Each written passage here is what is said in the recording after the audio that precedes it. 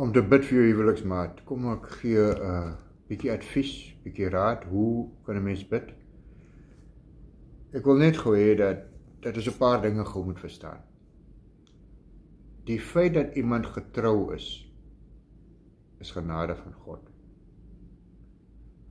Die lewe daar buite is van so 'n aard dat 'n mens altyd in 'n versoeking gelei kan word. En dit is nie noodwendig 'n oomblik van swakheid. Ek wil dit net gou verduidelik. Die verleiding kan partykeer so groot wees dat jy regtig te swak is om dit te weerstaan. En daarom is gebed nodig. Nie net vir jouself nie, maar ook vir jou huweliksmaat. So kom ons gaan kyk gou. Ek wil gou Spreuke 5. Gaan kyk gou daarso. Ek gaan net so hier en daar rondspring, net om 'n gedagte gou daar te los. Want die lippe van 'n vreemde vrou drup heuningstroop en haar verhemelte is gladder as olie. Dis regtig, dis nie sommer net mooi woordjies wat sy gaan gee nie. Dit is pragtige, soet, heerlike woordjies wat sy gaan gee in die afwesigheid. As ek nou praat van, in die geval van 'n vrou wat moet bid vir haar man, jou man gaan uit en hierdie vrou gee vir hom die pragtigste woordjies. Daar kan, kom ons gaan kyk, Spreuke 6.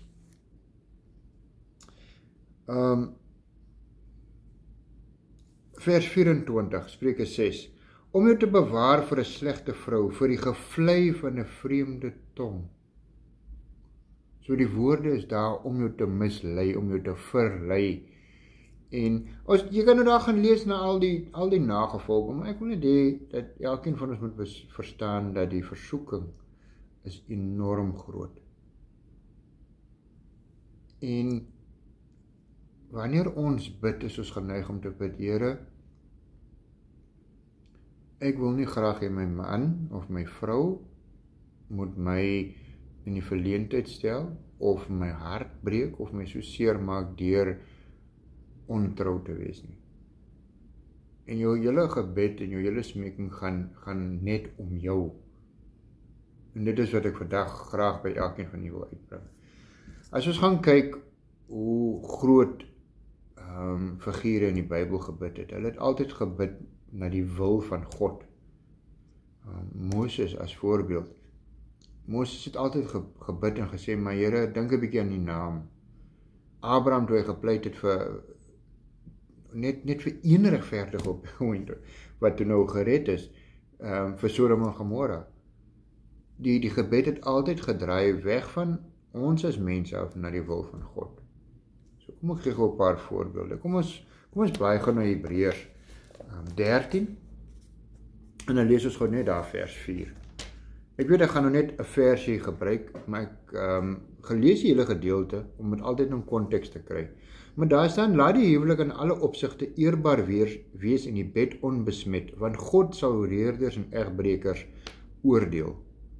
So as jy nou na daai gedeelte gaan kyk, dan is die wil van God dat die huweliksbed moet suiwer wees.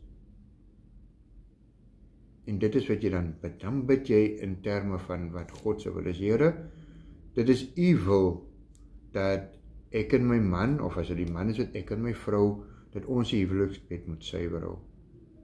Daarom vra ons, daarom pleit ons, dat u ons so sal beskerm, dat u wil geskied in hierdie geval. Dat ons huwelikbed skoon sal en suiwer sal bly, omdat dit u wil is. Kom ons gaan kyk na nog 'n gedeelte. Ons kan bly daar na Markus, hoofstuk 10 vers 9. En dan kan ons gou daar lees, want wat God dan saamgevoeg het, mag geen mens skei nie. So weer eens in jou gebed, wat is God se wil? Dat dit wat hy saamgevoeg het, moenie weer geskei word nie. So die gebed moet nie gaan, Here, ek wil nie skei nie, of Here, as ek nou my metgesel moet vang met iemand anders, dit gaan my hart breek, ons gaan skei. Dit moet meer wees oor, Here, dit is u wil dat ons nie moet skei nie. Sal u ons asseblief beskerm, sal u saam met my man wees, sal u my man se ore beskerm of doof maak vir die vlei woorde. Daar is 'n gedeelte in Spreuke wat ek begeer haar skoonheid nie in jou hart nie en laat jou nie vang met haar ooglede nie. Daai knippie en daai wimpers. Dit is daar. Bid dan dat God sal sy oë toemaak vir daai, dat dit nie sal raak sien nie. Dat op daai oomblik sy gedagtes eerder by jou sal wees, of haar gedagtes eerder by jou as haar man is. En ek weet ons lees nou van die slegte vrou, maar onthou dat dit werk weerskante toe. Net soos wat 'n vrou ook mislei kan word deur die vlei woorde van 'n man.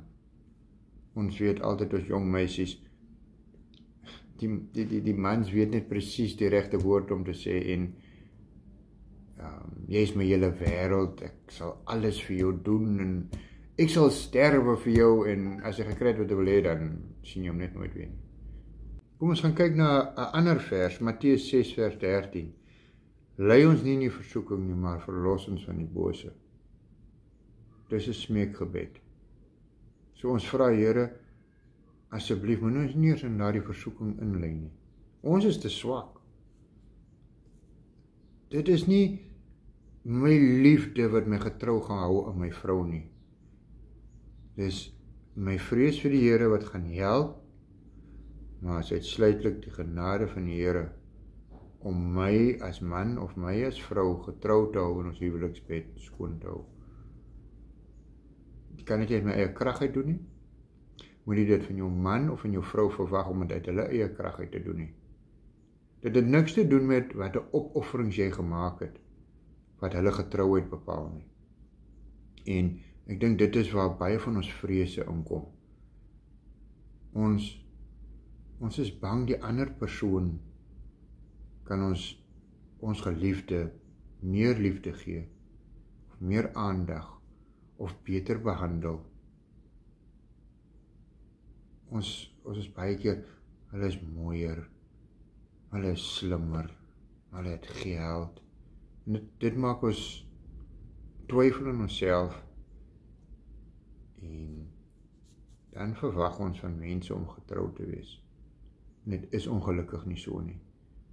Ons kan nie verwag dat mense getrou moet wees as gevolg van wat ek vir hulle gedoen het. Daarom moet ons as man en vrou moet ons mekaar bid. Bid elke dag as jou man die huis verlaat. Bid vir hom. Of as hy heel week dalk uitwerk, bid elke aand, elke oggend vir hom. En bid vir jouself ook. Want baie keer gebeur dit dat die een persoon bid en die ander persoon is nie elke dag by gebed nie, of hy bid dalk nie vir die huweliksmaatie of sy nie, dan is daar niemand wat vir jou beskerm nie. So dis belangrik. Nog gedeeltes in Hosea. Ons kan net gou daar, hoofstuk 2 vers 5. Daarom kyk, ek sal jou weg met dorings toemaak en om haar 'n muur bou, sodat sy haar paaie nie sal vind nie. Hier het God gewys wat hy doen. Die paaie wat jy wil hardloop. Hierdie vrou was gewoond hardloop na ander mans toe. En toe het die Here haar paaie begin toemaak. Dis God wat dit doen. Dis God wat gaan veroorsaak dat die persone nie by mekaar uitkom nie. Dit gaan God wees wat veroorsaak dat die boodskap nie daar uitkom nie. Dit gaan God wees wat veroorsaak dat hy wegkyk die oomblik wanneer die wimpers daar is. Of dat sy aandag op 'n ander plek is wanneer die mooi vlei woorde daar is. So ek vertrou dat as ons gaan kyk na hoe ons bid, dat ons gebede meer krag sal dra en dat dit ons vrede sal gee. Nou wil ek afsluit.